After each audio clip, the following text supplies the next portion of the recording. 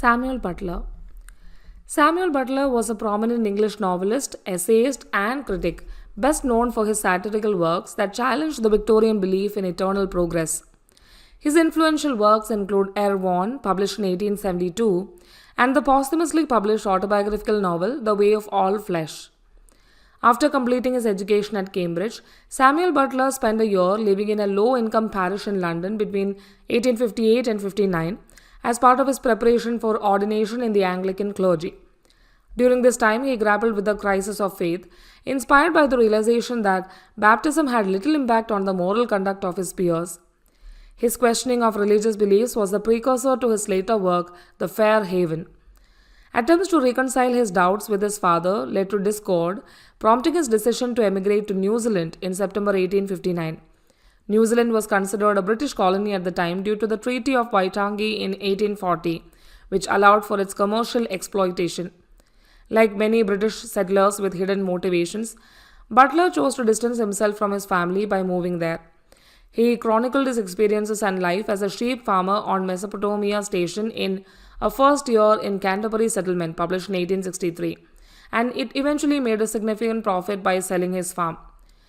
Importantly, his time in New Zealand provided much of the source material and inspiration for his masterpiece, Erewhon.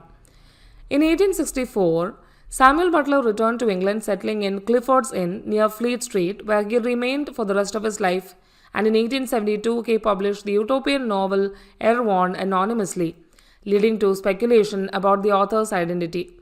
When he revealed himself as the author, it brought him recognition, albeit more for the mystery surrounding the book's authorship than its literary merits, which are now widely acknowledged. The resolution of his father's death in 1886 resolved his financial difficulties for the final 6 years of his life. He used this newfound financial stability to indulge in summer holidays in Italy and wrote extensively about the Italian landscape and art. His deep interest in the art of the Sacri Monte is evident in works such as the Alps and Sanctuaries of Piedmont and Canton Ticino and Ex Voto. Butler authored several other books, including a less successful sequel to Erewhon titled Erewhon Revisited. His semi-autobiographical novel, The Way of All Flesh, was not published during his lifetime due to its controversial critique of Victorian hypocrisy. Erewhon revealed Butler's long-standing interest in Charles Darwin's theories of biological evolution, as Darwin himself had visited New Zealand. In 1863, just 4 years after Darwin's publication of On the Origin of Species, Butler penned a letter to the editor of a New Zealand newspaper titled Darwin Among the Machines. In this letter, he humorously compared human evolution to machine evolution and speculated, perhaps in jest, that machines would eventually surpass humanity in their dominance of the earth. He wrote, "In the course of ages we shall find ourselves the inferior race." This letter presaged many themes discussed today by proponents of technological singularity concerning the rapid advancement of computers compared to biological humans and the unpredictable consequences of technological change. In addition to his musings on machines, Butler spent a considerable amount of time critiquing Charles Darwin's work. Some of his criticism stemmed from his belief that Darwin did not sufficiently credit his grandfather, Erasmus Darwin, for his contributions to the development of evolutionary theory. Prominent writers like George Bernard Shaw and E.M. Forster greatly admired Samuel Butler. His works introduced a fresh tone to Victorian literature and initiated the enduring tradition of Utopian literature in New Zealand, influencing later authors like Jack Ross, Scott Hamilton, and William Derreen. Erewhon and the Way of All Flesh. Erewhon, published in 1872, is a satirical novel written by Samuel Butler. The title itself, Erewhon, is an anagram for nowhere. At first, the novel appears as an adventure story, adopting the travel to an imaginary land convention.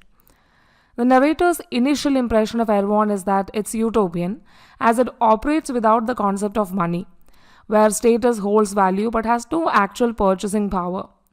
Additionally, machines have been banned as they are considered dangerous competitors in the struggle for existence. In Erewhon, diseases are treated as crimes, leading to the imprisonment of the sick, and crime is viewed as a disease, leading to the hospitalization of criminals. However, as the unnamed narrator delves further into the institutions of Erewhon, his illusions of utopia and eternal progress are gradually dismantled. Erewhon delves into two major themes, religion and evolution. These themes are explored through various chapters, such as the musical banks, which symbolizes the Anglican Church, and other sections titled Some Erewhonian Trials and the Book of the Machines. The latter, influenced by Butler's readings of Charles Darwin, investigates the impact of machines on society. While Erewhon remains a noteworthy satire of Victorian England, its sequel, Erewhon Revisited, does not match the original's freshness. The Way of All Flesh. The Way of All Flesh is an autobiographical novel by Samuel Butler, although it was written almost 2 decades before the novel was published posthumously in 1903. The story begins with the life of John Pontifex, a carpenter, and traces the experiences of 4 generations of the Pontifex family. Each generation faces frustration and unhappiness largely due to parental repression. It is only the great grandson of John, Ernest Pontifex, who manages to break the cycle. After a series of life events that include ordination as a minister, imprisonment due to a naive misunderstanding, and an unwitting bigamous marriage with a household servant, Ernest inherits a significant sum of money from a beloved aunt.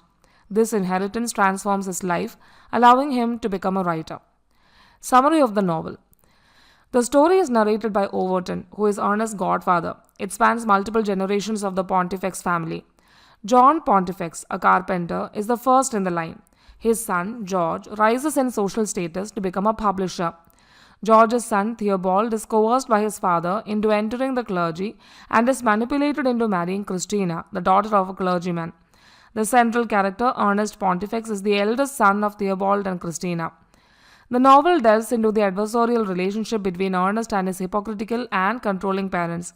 Although his aunt, Alethea, recognizes this issue, she passes away before she can fulfill her intention of counteracting his parents' detrimental influence.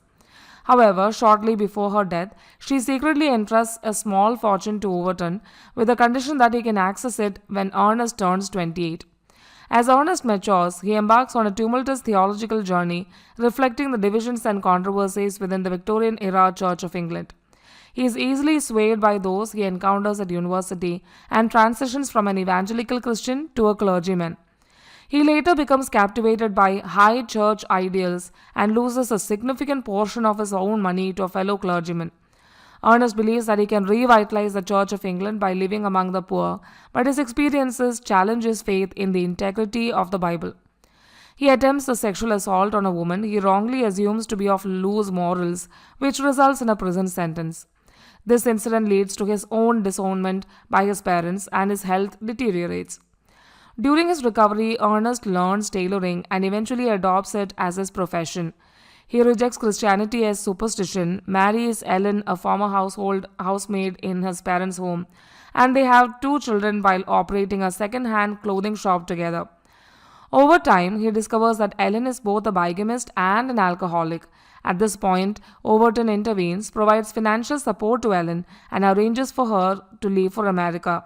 He offers Ernest a job and takes him on a journey to continental Europe. When Ernest reaches the age of 28, he receives his inheritance from Aunt Alethea. He returns to the family home after his mother's death, and his father's influence over his diminishes as Theobald's standing as a clergyman wanes. Ernest's journey ultimately leads him to become an author of controversial literature.